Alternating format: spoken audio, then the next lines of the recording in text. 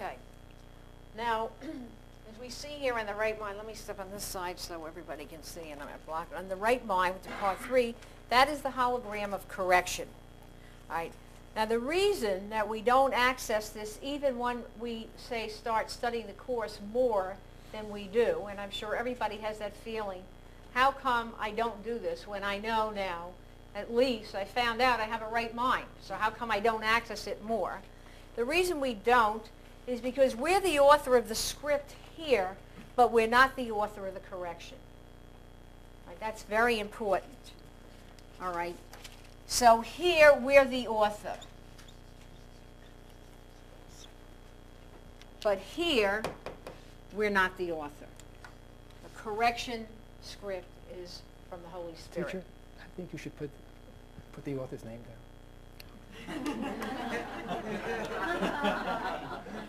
Okay, the author is Jesus or the Holy Spirit. I don't have too much room anymore here. No, I feel better. Oh, okay. Thank you. All right, so we don't access this because, in a sense, we made this whole dream up, this whole weird hallucination, to keep us as the author, you know, as first cause, as the center stage person. And now to switch here, where we're not the author, the ego interprets that as an insult, all right, because the ego thinks it knows everything. All right, so to switch here and accept the correction that is offered us by the Holy Spirit or Jesus is considered by the ego an insult. So we might switch here in 1 second, see a correction. In other words, if I just held a grievance in my mind against you, even though you don't even know it, because in my mind, let's say I don't express it, I have a thought of attack.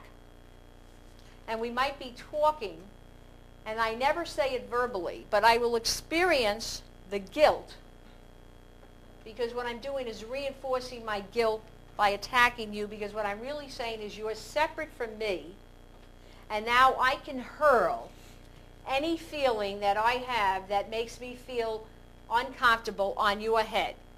All right, so if I'm in this boat here,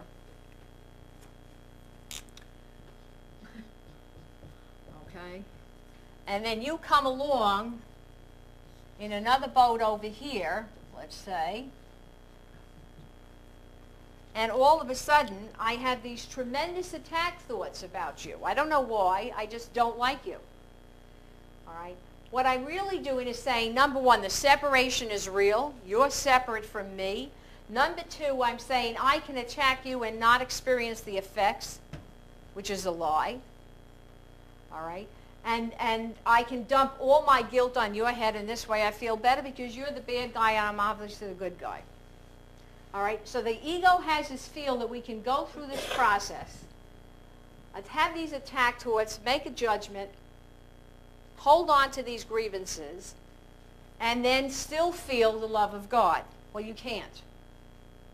See? Even though the ego might tell you you can. In order for me to access my right mind, I have to have some thought like there's something wrong with what I'm doing. I keep playing the same game. Everybody that comes into my view, I attack somewhere in my mind, even if I don't do it verbally, and then I feel terrible about it. So I have to say, maybe there's a better way. Maybe there's another way of relating to people in my life rather than always attacking them in my mind and holding them responsible for the reason I'm not feeling good about myself. And that would be sufficient to access a correction in your right mind. And the correction would take the form that you would have to recognize that you're not separate, that you're both one, that he's Christ as much as you're Christ, and that holding on to that attack thought is attacking you because you're not separate. Even though the ego might say to you that you're going to feel better, it's going to reinforce your guilt, and therefore, by holding on to that attack thought, I'm attacking myself, and I'm going to feel terrible about it. If it's not immediately, it might be 2 days later, 2 hours later, 3 days later, it doesn't matter, but I will experience the effect of that attack thought, all right, which will be some form of attacking myself. So I could have a headache, I could have an accident, for example. I could do all kinds of things against myself since guilt demands punishment, and I've been reinforcing my guilt. All right, so the Holy Spirit would try to get that message through of correction that you have to really let go of this grievance. This person that came into your life is not the reason that you're feeling so terrible. So some way I'd have to accept that, and that would be the correction. And it would be the shift in perception, which is the miracle, and it would be forgiveness. Because I would forgive that person for what he hadn't done to me. That's what the Course calls forgiveness, not for what he has. All right, and that's very important because all other systems teach that you forgive someone for what they have done to you. And that's what the Course says is making sin real and then forgiving that. The Course says you cannot make sin real and then forgive it. You have to see there was no sin. All right, and so I forgive my brother for what he hasn't done to me.